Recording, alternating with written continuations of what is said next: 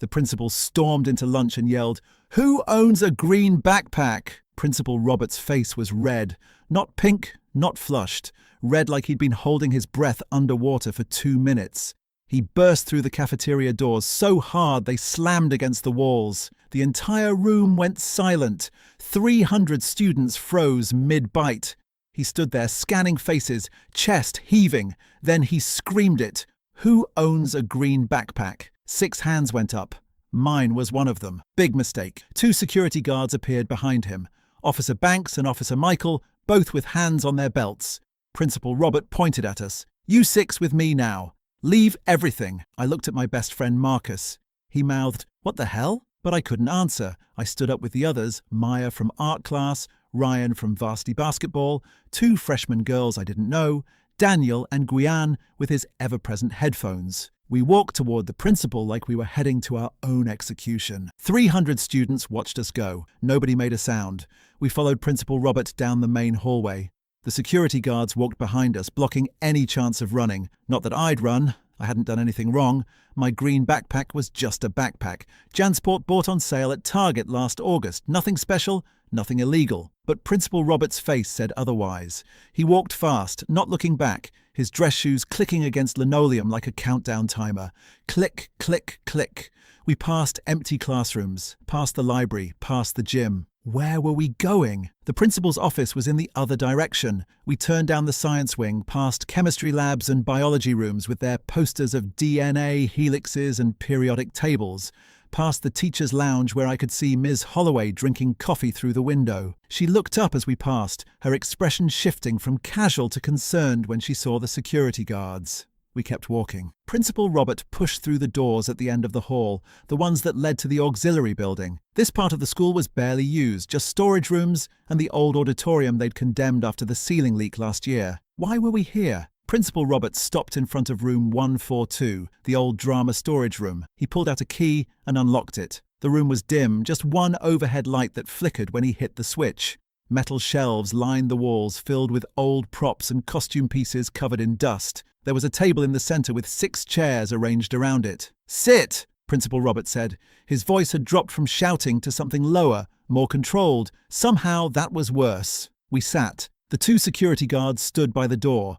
Officer Banks crossed his arms. Officer Michael pulled out his phone and started typing something. The principal paced in front of us, back and forth, back and forth. The freshman girls were crying quietly. Maya gripped the edge of the table. Ryan's leg bounced nervously. Daniel had his headphones around his neck now, his face pale. I tried to make eye contact with any of them, tried to find some clue about what was happening. Nobody would look at me. Principal Robert finally stopped pacing and turned to face us. "One of you brought something to school today. Something that doesn't belong here, something dangerous." My stomach dropped. Dangerous? What could be in a backpack that would cause this kind of reaction? "We're going to do this the easy way or the hard way," Principal Robert continued. His voice was steady now, almost calm. That scared me more than the yelling. The easy way is someone confesses right now, tells me exactly what's in their backpack and where it is. The hard way involves police searches and everyone's parents being called. So I'm going to ask one more time. He leaned forward, hands flat on the table. "Who brought it?" Nobody spoke. The room was so quiet. I could hear the fluorescent light buzzing above us.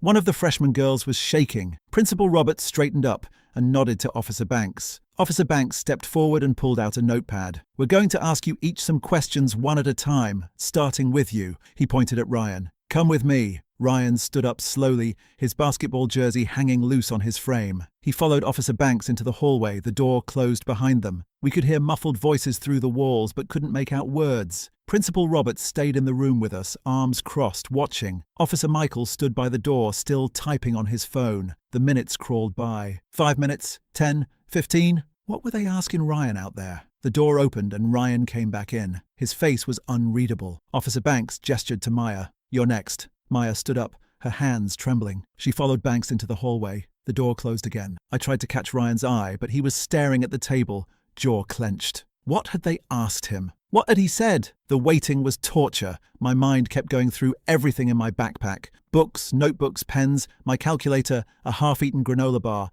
and my gym clothes that probably smelled terrible. There was nothing dangerous in there, nothing that should have caused this. Maya came back about 20 minutes later with red eyes, looking like she had been crying. Officer Banks pointed at one of the freshman girls. "Your turn." She stood up so quickly that her chair scraped against the floor. She was shaking badly as she walked into the hallway. I could hear her frightened voice through the door as she talked quickly, then stopped, then started again. 15 minutes later, she came back looking devastated. Officer Banks pointed at the second freshman girl. She was already crying before she even stood up. When she returned, Banks looked at Daniel and me. "You two, let us go." We both stood, and Daniel kept his hands deep in his pockets as we followed the officers into the hallway. Officer Michael joined us while Principal Robert stayed behind with the other 4 students. Banks took us farther down the hall to 2 classrooms facing each other. He pointed at Daniel and sent him into one, then pointed at me and told me to go into the other. I entered an old science lab with black countertops and gas outlets for Bunsen burners. Officer Michael followed me, closed the door, and pointed to a stool. I sat down. He pulled out his notepad and asked for my name. I told him Ethan Wilsoner. He wrote it down and asked my grade, junior. Then he asked me to describe my backpack. I told him it was a green JanSport with 2 main compartments, side pockets for water bottles, and a small front pocket for pens. Nothing unusual. He asked when I bought it, and I told him my mum got it at Target last August before school started. Then he asked what was inside. I listed my history and English textbooks, math notebook, pencil case, calculator, gym clothes, deodorant, and the granola bar I had started eating. Anything else? His voice stayed neutral, but his eyes were watching my face closely. I said there were probably some old papers at the bottom that I had forgotten to clean out, but nothing important. He asked where my backpack was. I said my locker, number 247, then realized I was wrong and corrected myself. 312. He wrote it down. "Anyone else have access to your locker?" "No, just me. The school has master keys, but no other students." He nodded and asked if anyone had recently borrowed my backpack, put something inside it, or used it for anything. No. Why would they? He ignored my question and kept writing. Then he looked up. "Ethan, this is important." He asked if I had brought anything to school that could be considered a weapon, or anything that could hurt someone. My heart started pounding. "No, absolutely not. I swear I did not bring anything like that." He studied my face for a long moment. "If you are protecting someone, now is the time to tell me." I told him I did not know anything and swore my backpack was just a normal backpack with normal school stuff. Officer Michael closed his notepad. "Wait here." He left the room and I sat there with my thoughts racing. A weapon? Someone had brought a weapon to school in a green backpack. Mine was green, but I knew I had not brought anything dangerous. That meant one of the other 5 students had. But who? And what kind of weapon? A knife, a gun, or something else? My hands started shaking. I had volunteered myself for questioning over something I had not done. How was I going to prove I was innocent?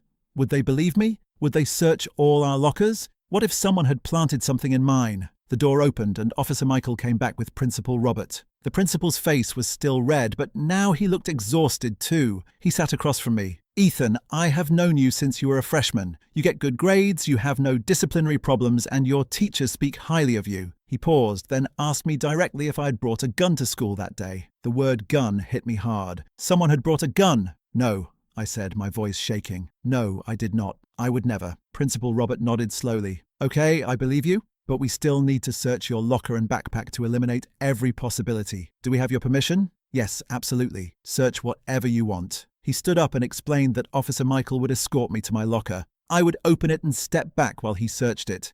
If everything checked out, I could return to class. I nodded, and then we walked back down the hallway past the room where the others were still waiting. I could see them through the small window in the door, all sitting there with different levels of anxiety on their faces. Officer Banks was leading Daniel out of his classroom as we reached my locker on the 2nd floor. My hands were shaking so badly that I could barely work the combination. I missed it the first time, failed again on the 2nd try, and finally got the locker open on the 3rd attempt. My green backpack was sitting on the top shelf exactly where I had left it that morning. Officer Michael put on a pair of latex gloves, carefully took the backpack down, placed it on the floor, and opened the main compartment. He removed my textbooks one at a time and checked inside them, then went through my notebooks and pencil case. He opened every pocket and ran his fingers along the seams. He found my gym clothes and made a face when he smelled them, but he kept searching. The granola bar, my calculator, a few crumpled papers, and nothing that did not belong there. He looked at me. "Is this everything?" "Yes, sir." He closed the backpack and stood up. "Okay, you are clear. Go back to lunch." A huge wave of relief hit me so hard that I almost felt dizzy. "What about the others?" Officer Michael's expression became serious. "That is not your concern. Go." I grabbed my backpack and started walking toward the cafeteria. My legs still felt weak. I had been cleared, but that also meant one of the other 5 students had brought a gun to school and could still have it with them. I needed to know who it was and why they had done it. When I reached the cafeteria entrance, I stopped for a moment. The room was still about half full, and there were 30 minutes left in lunch. Marcus spotted me right away and waved me over. I sat at our table and he immediately started asking what had happened. "Dude, what was that about? Where did they take you?" I lowered my voice and told him someone had brought a gun to school inside a green backpack. Marcus's eyes widened. "What? Are you serious?" "Completely serious. They questioned all of us and searched my locker. I am cleared, but one of the other 5 students has the gun." Marcus looked toward the cafeteria doors as if he expected someone to walk in and start shooting. "Who do you think it is?" I thought about the other 5 students. Ryan was a good student, popular and planning to attend college on a basketball scholarship. He did not seem like the type. Maya was quiet and artistic, always drawing in the margins of her papers, and I could not picture her bringing a weapon to school. The 2 freshman girls had looked genuinely terrified, not like they were trying to hide something. That left Daniel Carter, always wearing headphones and usually keeping to himself. But was I being fair? Was I only suspicious of him because he was quiet? The truth was, I barely knew any of them. Anyone could have been hiding something. About 20 minutes later, Officer Banks appeared in the cafeteria doorway. He looked across the room until his eyes landed on our table, then walked straight toward me. "Ethan Wilsoner. Yeah, come with me, please." My stomach dropped. I thought I had already been cleared, so why did they need me again? I followed Officer Banks down the hallway, but this time we did not return to the auxiliary building. Instead, he took me to the main office. The conference room door was open, and inside I saw Principal Robert, Officer Michael, and a policewoman I had never seen before. The badge on her belt told me she was a detective. She had short grey hair and sharp eyes that seemed to study me the moment I entered. "Sit down, Ethan," Principal Robert said. I sat down and the detective introduced herself as Detective Sarah Whitmore. "Ethan, we need to ask you a few more questions. You said you did not see anyone put anything inside your backpack." "Correct. And you said your locker can only be accessed by you?" "Yes." She nodded and asked if I had my phone with me. I told her yes. "Can I see it, please?" I handed it to her unlocked. She went through my messages, recent calls and photos, then she stopped and I noticed her expression change. "Ethan, can you explain this text message?" She turned my phone toward me. The message had been sent 3 days earlier from a number I did not recognize. It said, "Still on for Friday. Green backpack by the gym doors. Do not forget." I stared at the screen. I do not know what that is.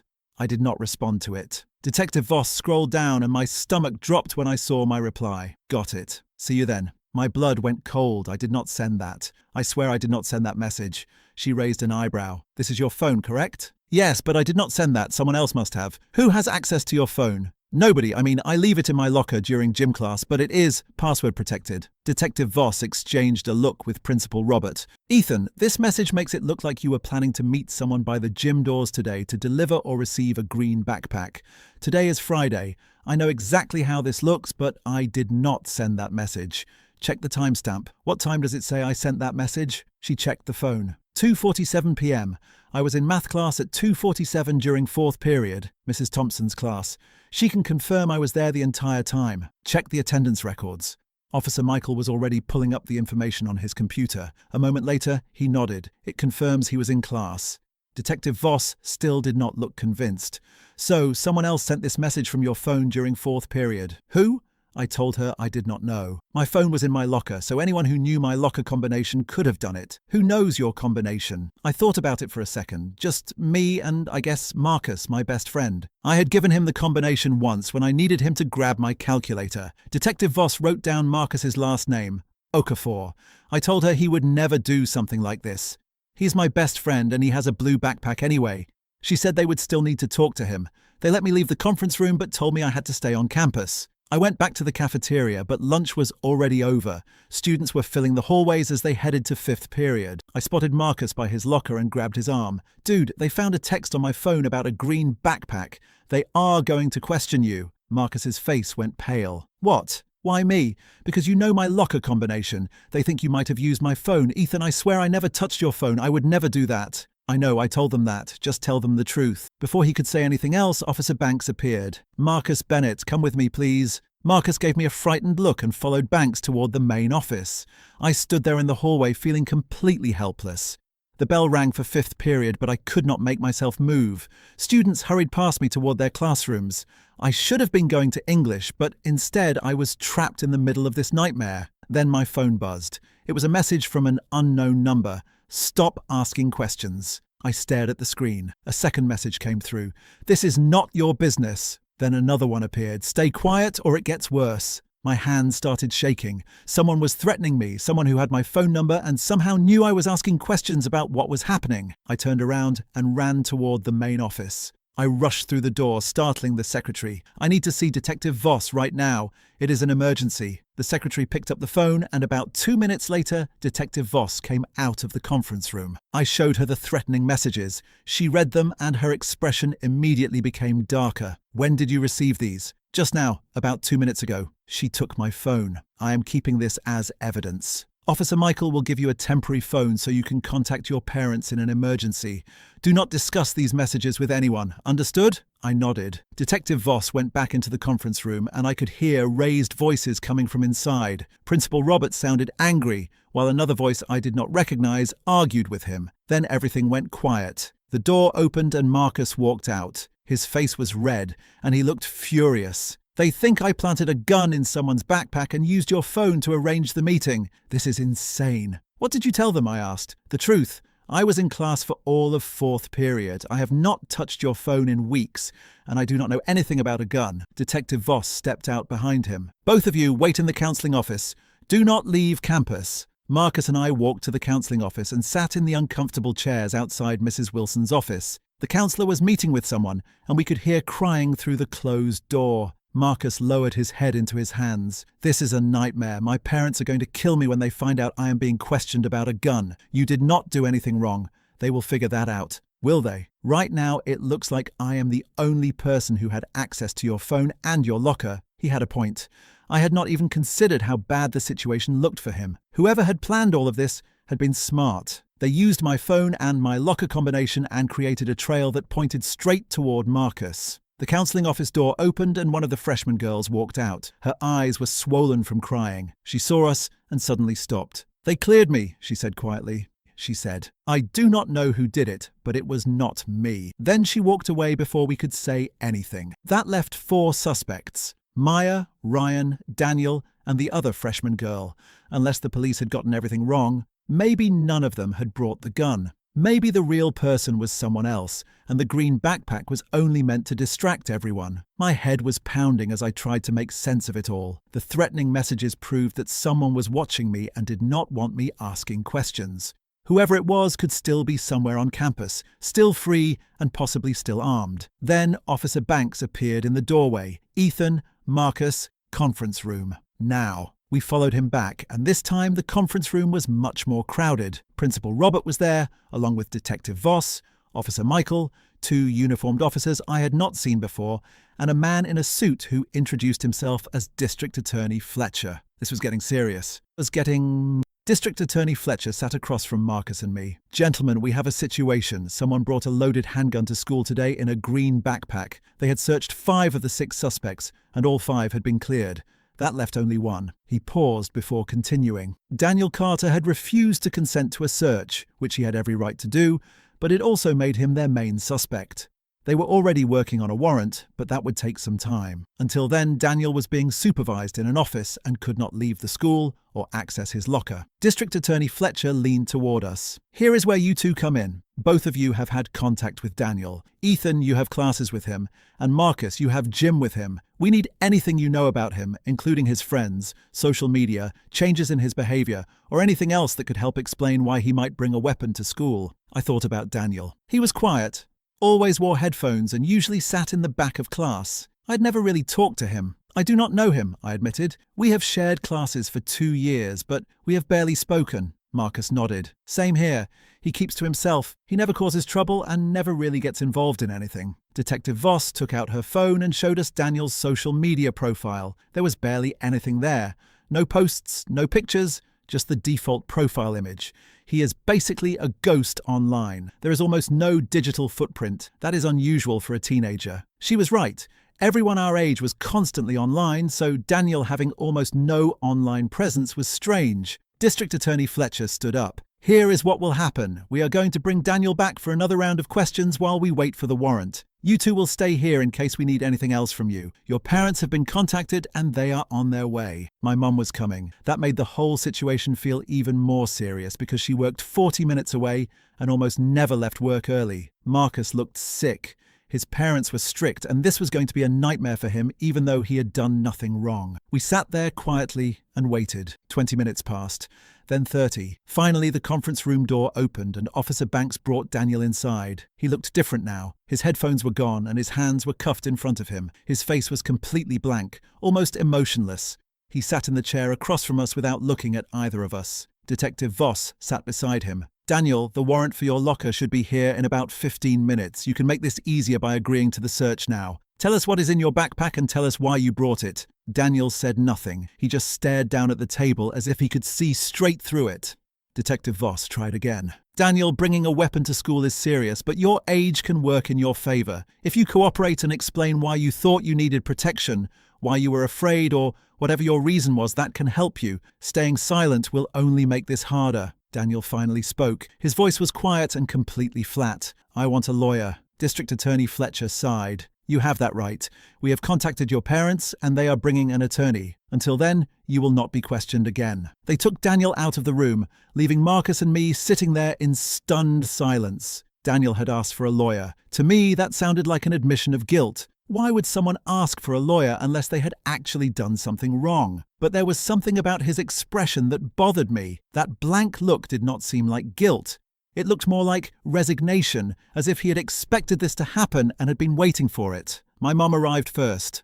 She rushed into the conference room and immediately hugged me. Are you okay? What is going on? They told me something about a weapon. Principal Robert explained everything to her, and I watched her face change from shock to fear and then anger. And you searched Ethan. You actually suspected my son. Principal Robert explained that everyone with a green backpack had been questioned because they needed to eliminate every possibility. Ethan has been completely cleared. Yes, Ethan is not a suspect. My mum tightened her grip on my arm. Then we are leaving now. Principal Robert shook his head. We need him to stay in case we have more questions. About what? You just said he was cleared. You have your suspect, that boy, Daniel. So Ethan is going home unless you are charging him with something. District Attorney Fletcher stepped in. Mrs. Brennan, your son received threatening text messages earlier today. Those messages suggest that someone is trying to intimidate him into staying quiet. We believe Ethan may have witnessed something important without realizing it. Keeping me there would protect me and give them time to investigate the threats. My mom looked at me. Threatening texts, Ethan?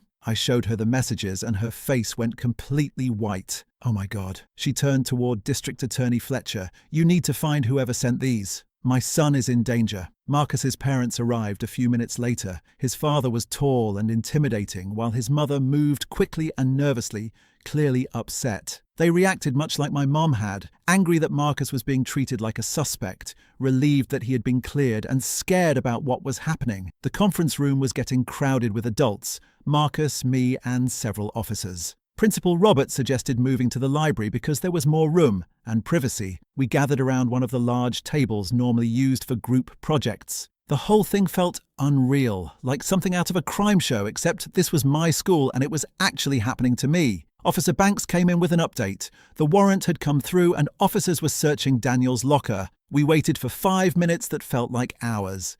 Then Banks returned with a grim expression. We found a green backpack. Inside was a loaded 9mm handgun. There were 15 rounds in the magazine and 1 round in the chamber. My mum gasped and Marcus's mother covered her mouth. 16 rounds was a lot of ammunition.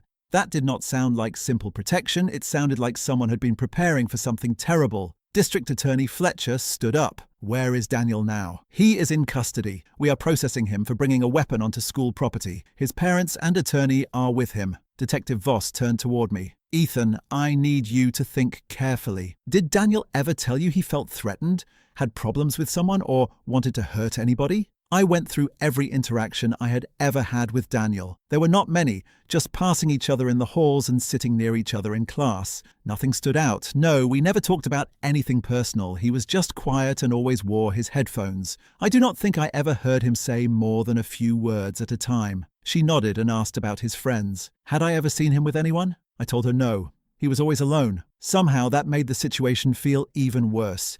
A kid who was always alone now had a loaded gun and 16 rounds of ammunition. Marcus suddenly spoke up. Wait, there was something in gym class about 3 weeks ago. Daniel got into an argument with some guys. I do not remember what it was about, but I remember thinking it was strange because Daniel never talked to anyone. Then, all of a sudden, he was yelling at these guys. Detective Voss leaned forward. Who? Which guys? Tyler Brooks and his friends. They are seniors on the football team. They mess with people sometimes, just typical football player stuff. Detective Voss wrote down their names. What happened during the argument? Marcus said he had been across the gym and did not know exactly what started it. By the time he noticed, the coach was already breaking them apart and everyone was sent to the locker room early. This was the first real clue we had. Daniel had confronted Tyler Brooks. Tyler was exactly the kind of guy who could make life miserable for someone like Daniel. He was big, popular, and mean whenever he wanted to be. I had seen him shove freshmen into lockers and steal people's food at lunch. It was typical bullying, but somehow Tyler never seemed to get into serious trouble because he was good at football and his father donated money to the school. If Tyler had been targeting Daniel, maybe that explained why Daniel felt he needed a gun. It did not justify bringing one to school, but it could explain why he thought he needed protection. Detective Voss was already making a call. I need Tyler Brooks and his friends brought here from class. Now. About 10 minutes later, Tyler walked into the library with 2 of his friends. They looked confused rather than frightened. Tyler noticed all the adults and his expression quickly changed to concern. What is going on? Principal Robert motioned for them to sit.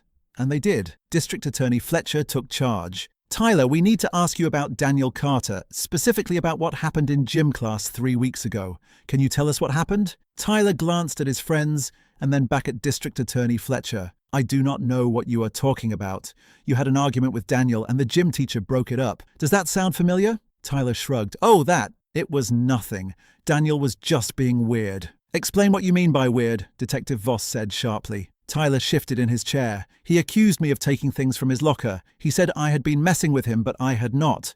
I do not even know his locker combination. What did he say you took? I do not know. He was really worked up about his backpack or something. He said someone had put something inside it, but I did not do anything. The coach told us both to calm down, and that was it. Marcus and I looked at each other. 3 weeks earlier, Daniel had accused Tyler of putting something in his backpack, and now Daniel had been found with a gun in a backpack. That did not feel like a coincidence anymore. District Attorney Fletcher leaned toward Tyler. Tyler, did you or any of your friends ever put anything inside Daniel's backpack? No, I swear we did not. We barely even talked to that kid. He is a loner who keeps to himself. We have nothing to do with him. One of Tyler's friends suddenly spoke up. Actually, Tyler, remember Halloween? You took that kid's backpack as a joke and made him chase you around to get it back. Tyler's face turned red. That was not Daniel's backpack. Yeah, it was. It was green. You grabbed it off the floor during lunch and ran around with it before giving it back. Tyler looked trapped. It was just a joke. I gave it back. Nothing happened. Detective Voss stood up. So you did have access to Daniel's backpack. You took it. How long did you have it? 2 minutes? Maybe 3? It was just a stupid prank. Where did you take it? Around the cafeteria, then outside for a few seconds. After that, I gave it back. Was the backpack ever out of your sight during those 2 or 3 minutes? Tyler paused before answering. I handed it to Marcus while I grabbed my phone, but that was only about 10 seconds. Marcus nodded. Yeah, Tyler gave it to me, but I did not do anything with it. I just held it. Where were you when he gave it to you? Outside by the gym entrance. Suddenly everything started making sense. The text message had mentioned meeting by the gym entrance. Tyler had taken Daniel's green backpack to that exact area, and someone could have used those few minutes to put something inside it. Maybe it was not the gun, but something had clearly happened. Someone had gained access to Daniel's backpack without him knowing. Detective Voss immediately started making calls. Within minutes, more officers arrived. Tyler and his friends were separated and questioned individually. Their phones were taken and their lockers were searched. The investigation was no longer focused only on Daniel. 2 hours later, District Attorney Fletcher called everyone back together. The library had basically become the command center for the investigation. He looked exhausted as he explained what they knew. Tyler Brooks had taken Daniel's backpack on Halloween as a prank, and while Tyler had it, several people had opportunities to get near it. Tyler said he handed it to Marcus, who claimed he had held it for about 30 seconds. Marcus also admitted that he placed it on a bench while he tied his shoe, leaving the backpack unattended while several students were nearby. "We are pulling the surveillance footage now," Fletcher said. Daniel Carter was still refusing to talk, even after they found the gun in his locker. His lawyer was arguing that Daniel had never touched the gun, that someone had planted it in his backpack, and that he had no idea it was there until the police searched him that day. The problem was that there was no evidence proving either version yet. My mum raised her hand. "What about fingerprints on the gun?" "They are processing them now. The results will take a few days, but if Daniel never touched the gun, his fingerprints should not be there. If he handled it even once, his prints could be on it, which would seriously damage his defense." Marcus spoke up. "But Daniel asked for a lawyer immediately before you even found the gun. Does that not mean he knew it was there?" District Attorney Fletcher nodded. "That is what the prosecution could argue. They could say his immediate request for a lawyer showed consciousness of guilt, but his attorney could also argue that a frightened teenager has every right to ask for legal protection, whether he is guilty or innocent. It was a legal grey area. Daniel could have been guilty, or he could have been completely innocent and terrified. We would not know until they had more evidence. For now, Daniel remained in police custody. The school was still locked down, and 6 students with green backpacks had somehow ended up caught in the middle of all this. Then, Detective Voss received another call. She listened carefully, and I watched her expression change. When she hung up, she looked at everyone in the room. "The surveillance footage from Halloween just came through. We are reviewing it now." We waited while she watched the video on her tablet. Her eyes moved across the screen as she tracked what was happening. Then she stopped, rewound it, and watched the same section again. Finally, she looked up. "We have something. Ethan, I need you to look at this." She handed me the tablet. The footage showed the area outside the gym doors, and the timestamp read Halloween at 12:43 p.m. I watched Tyler running with a green backpack, then handing it to Marcus. Marcus placed the backpack on a bench. A moment later, someone else appeared. It was a person wearing a hood who walked past the bench, stopped, and knelt down as if they were tying their shoe. But their hands quickly went inside the backpack. It lasted only a second before they stood up and walked away. Detective Voss paused the video on the hooded figure. "Do you recognize this person?" I studied the image carefully. The person was wearing a black hoodie and jeans and appeared to have a medium build. It could have been almost anyone. "No, I cannot tell who that is." Detective Voss continued moving through the footage frame by frame. The person turned slightly and the hood slipped back just enough for me to see part of his face. My stomach dropped because I knew him. It was Ryan from the cafeteria, the basketball player who had been questioned with the rest of us. Detective Voss nodded slowly. "That is what I thought too. Ryan Mitchell. He was one of the 6 students who had green backpacks." Suddenly, everything started falling into place. Ryan had planted the gun in Daniel's backpack, but I still could not understand why. What did he gain by framing Daniel? Detective Voss immediately sent officers to find Ryan. He should have been in class, unless he had already realized the investigation was closing in and decided to leave. I thought about how Ryan had acted earlier. He had seemed nervous during questioning, but he had not looked frightened. It was more like he was anxious and waiting to see whether the police would discover what he had done. 5 minutes later, the officers returned without Ryan. He was not in class, his last period teacher had not seen him, and his locker was empty. He had left campus. District Attorney Fletcher quietly swore, put out an alert. Ryan Mitchell, 17 years old, medium build, last seen wearing his basketball jersey. He may be armed and should be considered a flight risk. Potentially armed? I asked. Do you think Ryan has another gun? We have to assume he could. If he planted one gun in Daniel's backpack, he might have access to another. And if he is running, he may be desperate. Desperate people can do dangerous things. My mum pulled me closer. Ethan is not staying here. You just said Ryan might be armed, so I am taking my son home. This time nobody argued with her. She drove me home in silence, locked every door and window, and had me sit in the living room while she called my dad at work. I could hear her voice getting louder as she explained everything. My dad came home about an hour later, and the 3 of us sat together trying to understand how the day had turned into this. Then the temporary phone the police had given me rang. Detective Voss was calling. I answered, and she immediately said they had found Ryan at the bus station trying to buy a ticket to Chicago. He was in custody, but he was talking, and she thought I needed to hear what he was saying. She put the call on speaker, and I heard Ryan's voice in the background. I did not mean for it to go this far. I only wanted to scare him. Daniel ruined my life and nobody cared.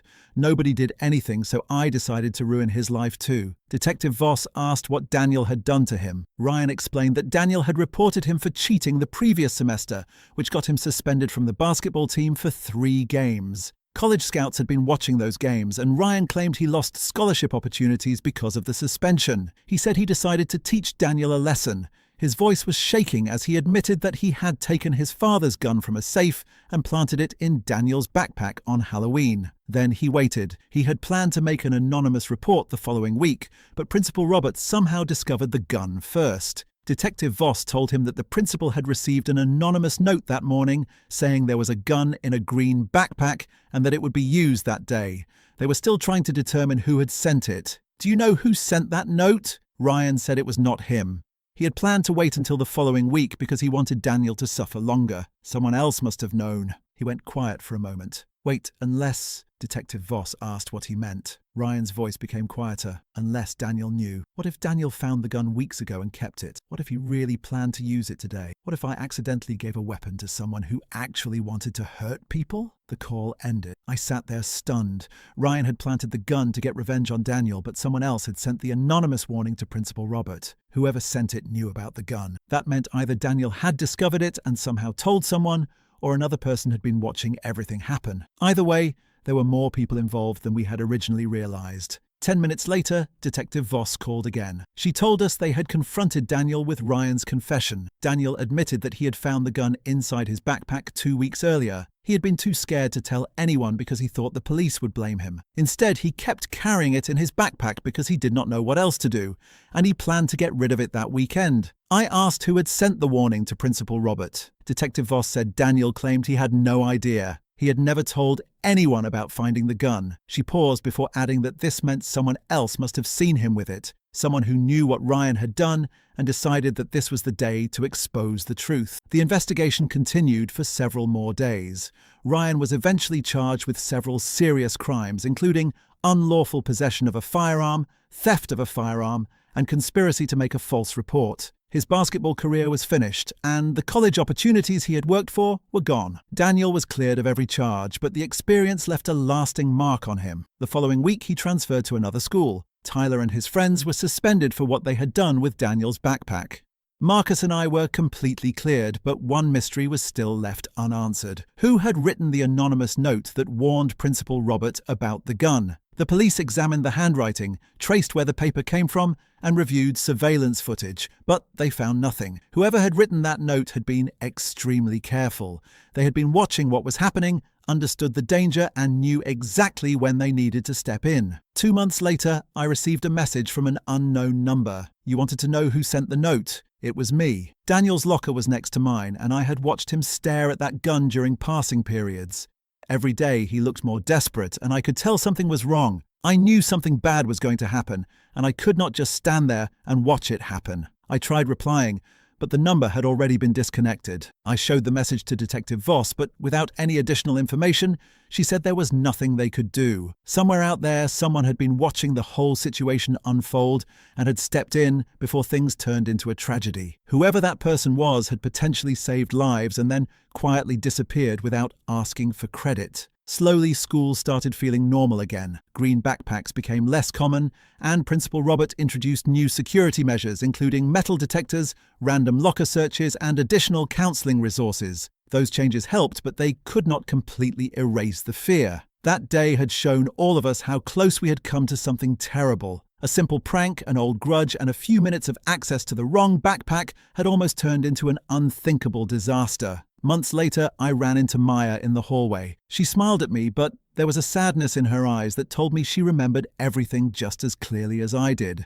The 6 of us who had raised our hands that day had gone through something together that none of us would ever completely forget. Daniel never returned to our school, although I eventually heard that things were getting better for him at his new one. Ryan spent 3 years in juvenile detention, and when he got out, he had a record that would follow him for the rest of his life. Tyler graduated, but his life did not turn out the way he had expected. His football career ended, and the college scholarships he once thought were guaranteed never came. As for me, I graduated, went to college, and eventually moved on with my life. Still, I never forgot the day Principal Roberts stormed into the cafeteria yelling about green backpacks. I never forgot how quickly an ordinary school day could turn into a nightmare, or how being in the wrong place at the wrong time could suddenly make an innocent person look guilty. Most of all, I learned that the people who save the day do not always step forward to take credit. Sometimes justice happens quietly without anyone knowing who made it possible. Sometimes it is nothing more than an anonymous note delivered at exactly the right moment